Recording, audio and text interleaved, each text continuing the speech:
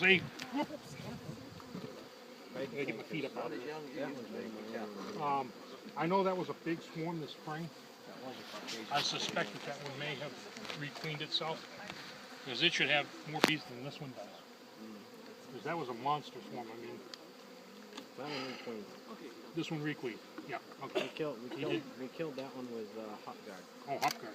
We killed it with hop guard. We killed it with hop guard. I didn't kill it with hop guard. No, I killed it with hop guard. David, how do you explain that? I treated with hop guard, and a week later the queen's dead. Really? Yeah, and she was only 2 months old. Oh. So we don't know. We don't know. We really don't know they killed her with hop no, guard. right. They could have we been just the whole, know that she was gone. She was gone with the hop guard treatment. Okay, gone. Gone with the hop guard treatment. Okay, when you say gone, not present or dead on the floor? Queenless. Okay, so you don't know what happened to her? I didn't have a swarm. Okay, all honey, nice bees, good bees. These are Rossman bees. Yep, honey's coming nicely here. The bees are paying attention. They're doing what they're supposed to be doing. This is all honey, I can tell you that right now. That's just full of honey, all the way around. Yep. Okay, here's what I have more often than not, what I see in my hives this time of year. Hey, Holly? Yeah. I like that one. Wow. The side that's facing See? me, if Rick will give it Now, Yeah. look at this. Yep. There's 5, 6, 7,000 bees, 6,000 bees there getting ready to hatch yet. Okay, if you put your treatment in the bottom box, Not gonna where are touch- your mites? Yeah. They're still here. So you only kill half your mite load. You don't kill them all. So that's one of the reasons why I like to put the quick strips in the top box. It'll kill the mites that are in these cells too. As the bees take it down and try to pull it out the front entrance, Queen's on there. they're going to get all of them. We get the queen there? Oh yeah, I see her. Oh, good. But you need one of those fancy rings. See her? He just flipped it around.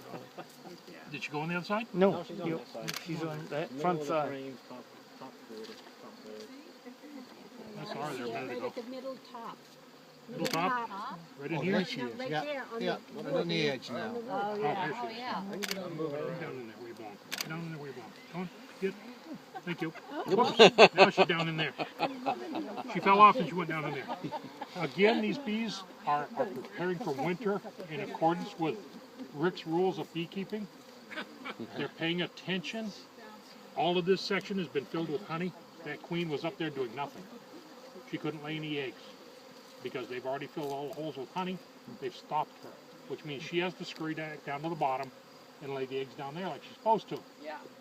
So that the food reserves for this colony are going to be 60, 70 pounds of honey, exactly where it's supposed to be, when it's supposed to be. This fall it'll be full, and everybody will be very, very happy.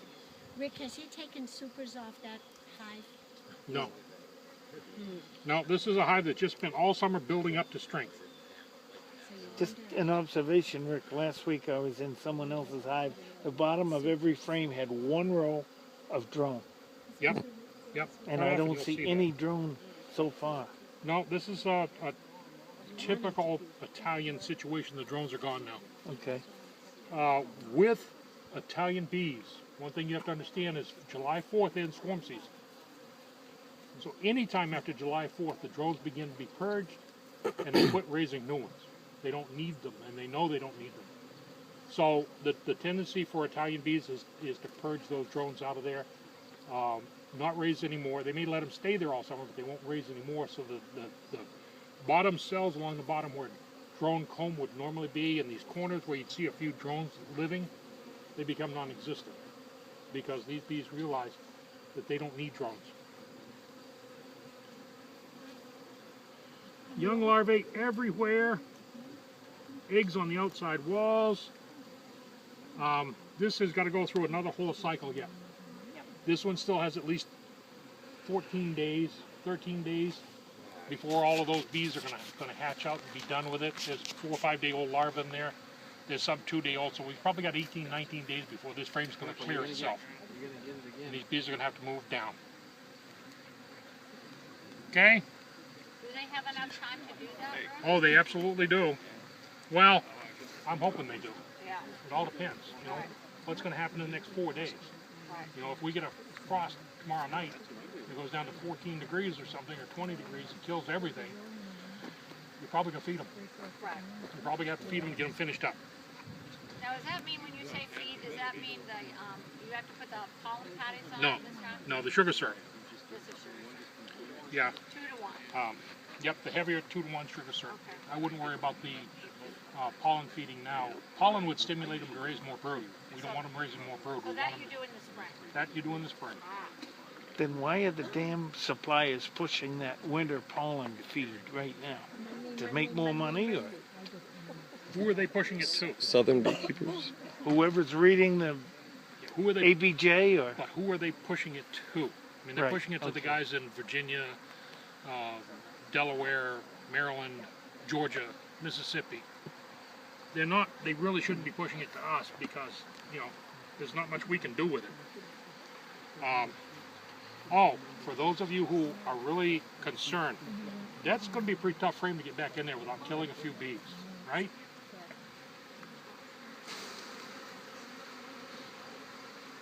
Rick, are you saying that other varieties of bees tend to keep Yes. making more drones?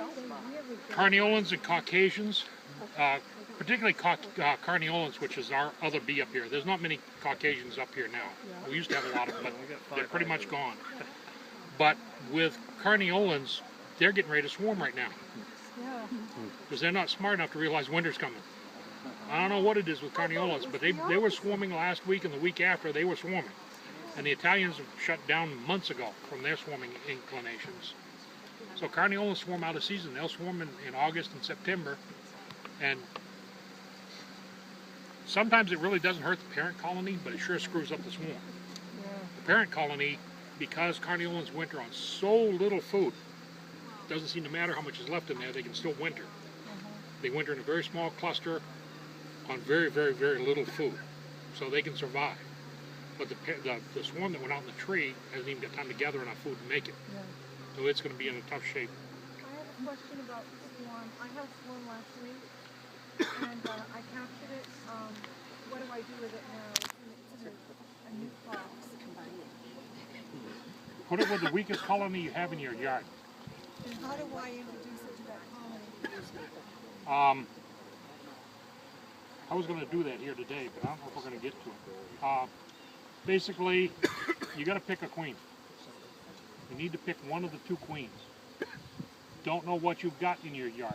If you've got a queen that's 2 going on 3 years old, and you've got this swarm queen, I'd kill a 3-year-old. And I don't know what I have because I just got 2 newts in the spring. Well, actually in June. So they should both be this year's queens. They Should be. Yep. Okay. Having said that, pick one. Don't care which one. I would probably be inclined, at least at this point in time, to kill the queen that's in the hive that's swarmed. Because you don't know what she's going to get from mating. But you know the one that swarmed out was a good queen because she made enough bees to make them want to swarm. So you know she's a good, mature queen with the ability to lay a lot of eggs. So I would have a tendency to kill the queen that's in the swarm box that swarmed out. Okay. I would wait 2 weeks, 2.5 weeks. I'd go in and kill that queen, put 2 sheets of newspaper on there, take a couple of extra boards, set your nuke box right in the middle on top of the 2 sheets of newspaper, put a couple of boards around the edges just to stop water from getting in there. Wait 3 or 4 days, they'll all mate up. They'll all join up down below, and the old queen that came out of there will be right back where she came from. Okay. But 3 weeks from now, maybe her inclinations to swarm again will be gone. Okay. And then you'll have one big, strong colony to go into winter with. Alrighty. Is it possible to merge them and let the queens duke it out? It's possible, but I'm betting if you try to do it, the queen that was in the swarm in the tree is going to run right back out the front door and back in the tree again. And she's going to take either as many or if not more bees with her when she goes. What if you put a queen excluder If you put a queen excluder on the front so she can't get out, then certainly one of them's going to win. And hopefully, on? I was just wondering if you can't find her for some reason. hopefully it's a mated queen that you have left in there and not a virgin. Because if you put a queen excluder on the front, and the queen has not mated yet, she's not going to go mate. She's not going to get through it. And then all of a sudden you put it back on, and the virgin goes and kills mama. Oh, yeah. Then you're going to come into spring with no larvae, no eggs, nothing. You're going to just have your virgin queen in there running around again. I'm confused with this. This is for mites that you just put in there. Yeah. What about the fumagellin for whatever? As soon as the frost hits, we're going to use fumagellin for treating nosema. Nosema is an intestinal protozoa and lives in the midgut of the bee. It's nice if we can clean those bees out, get them into winter healthy. How can I relate it to humans? Because we try to relate so many things these bees do to humans, and it really doesn't fit most of the time. But it's like Getting a food shot. one of those. No, it's more like one of those nice cleansings that you go through where you drink nothing but grape juice for 6 months or something, and you flush your system out totally. That's what you're doing for the bees. You're flushing their system with fumagellin, which kills nosema and gets it out of the hive. So that's another problem they just don't have to deal with in the winter. Will they all definitely have nosema? No, not necessarily. I mean, you might have a nosema-resistant hive that just doesn't have any nosema, but fumagellin doesn't hurt them. And that goes in Treat, the don't treat. I mean, the bad thing about nosema is the only way you can check for it is to kill bees. What you need to do is go into your hive, gather up 40 bees, take them in, let them loose on your window in the living room. Catch each one, pull the head off, pull the stinger out, and look at the midgut with a magnifying glass. If it's dark and spotty and not pure glistening white, then you have nosema in that hive, and you should treat it. So the other side of that equation is almost every hive in the country has nosema in it. So why are we worried about it? Just go treat it.